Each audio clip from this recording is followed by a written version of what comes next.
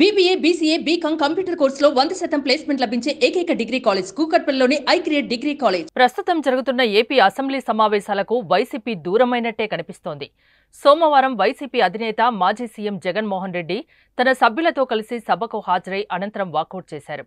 నేడు ఆ పార్టీ ఎంపీలు, ఎమ్మెల్యేలతో కలిసి జగన్ ఢిల్లీ వెళ్లనున్నారు. బుధవారం హస్తిన వేదికగా ధర్నా చేయనున్నారు. అధికారంలోకి వచ్చాక రాష్ట్రంలో శాంతి భద్రతలు క్షీణించాయని, వైసీపీ శ్రేణులపై దాడులు జరుగుతున్నాయని ఢిల్లీలో నిరసన చేపట్టనున్నారు. ధర్నా అనంతరం వైసీపీ సభ్యులు గురువారం రాష్ట్రానికి రానున్నారు. అయితే ఏపీ అసెంబ్లీ సమావేశాలు 5 రోజులు మాత్రమే కొనసాగనున్నాయి.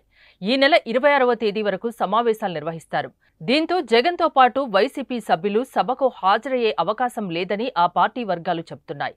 అయితే సోమవారం సమావేశాల్లో భాగంగా ఆసక్తికర సన్నివేశం చోటు చేసుకుంది. జగన్తో ఉండి టీడీపీ ఎమ్మెల్యే రఘురామరాజు మాట్లాడారు.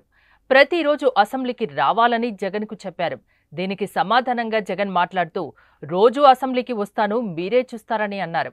కానీ ఈ సమావేశాలకు మాత్రం ఆయన దూరంగా ఉంటున్నారు. ఇక నేడు అసెంబ్లీ సమావేశాల్లో ల్యాండ్ టైటిలింగ్ చట్టం రద్దు, ఆరోగ్య విశ్వవిద్యాలయానికి ఎన్టీఆర్ పేరు పునరుద్ధరణ బిల్లుల్ని ప్రభుత్వం ప్రవేశపెడుతోంది.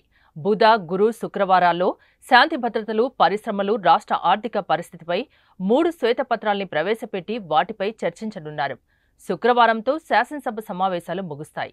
ఈసారి సభకు వచ్చిన ఎమ్మెల్యేల్లో 88 మంది కొత్తవారు ఉన్నారు.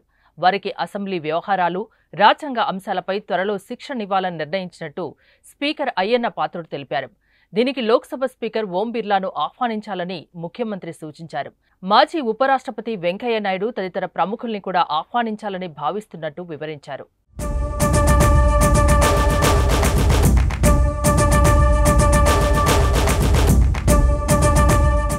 సుమన్ టీవీలో మీ పర్సనల్ అండ్ బిజినెస్ ప్రమోషన్స్ కోసం కింది నెంబర్కి కాంటాక్ట్ చేయండి.